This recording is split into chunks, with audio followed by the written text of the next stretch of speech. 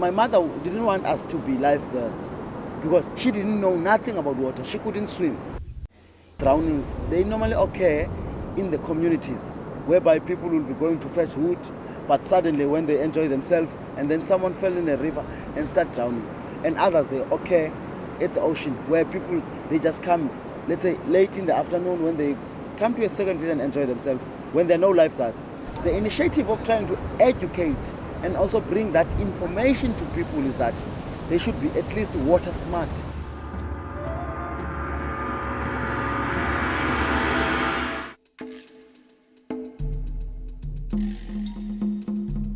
Whenever they talk about these things, they said, no, we will be creating jobs. There was not going to be any job creation because the ship was in the ocean.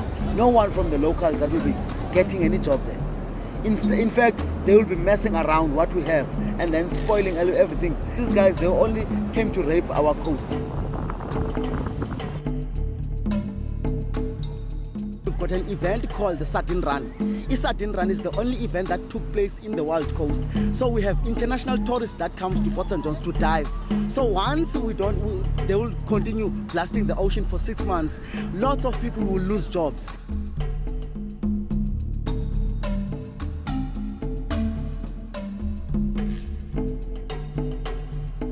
Millions are in Eastern Cape if we don't look after this environment. But now, once there's an issue about the global warming, deforestation, all these things, they come and affect us directly. But if we speak and talk and educate people about this is our gold, we need to look after this gold.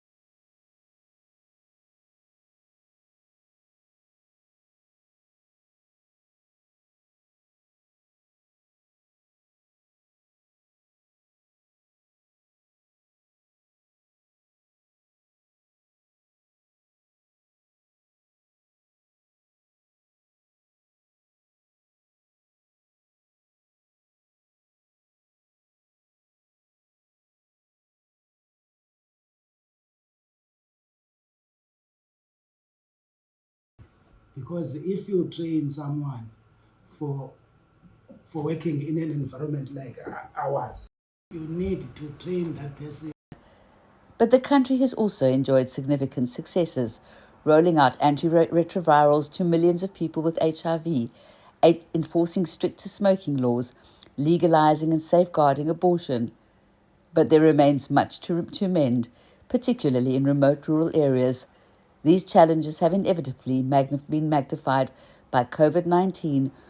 Them are females, and when you go into these houses, you see that it's mostly elderly women that are taking quite a number of children. And in other houses, you see that is young children that are taking care of their own siblings because their parents have passed on. Yeah, as I was saying, it is talking about the services now from the public sector. It is a very big challenge. But there is hope.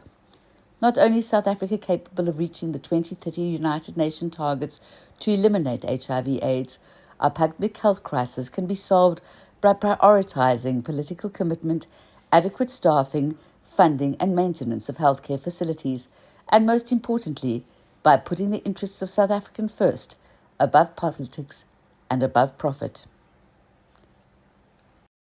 Improvement in terms of relationship with these government departments, and it's making it easier now for the services to be accessed by the community. But it's something that we learn daily, that we need to push, we need to communicate, we need to explain. So my desire is that if all we can always work together, we can always understand that the client is number one, the patient is number one.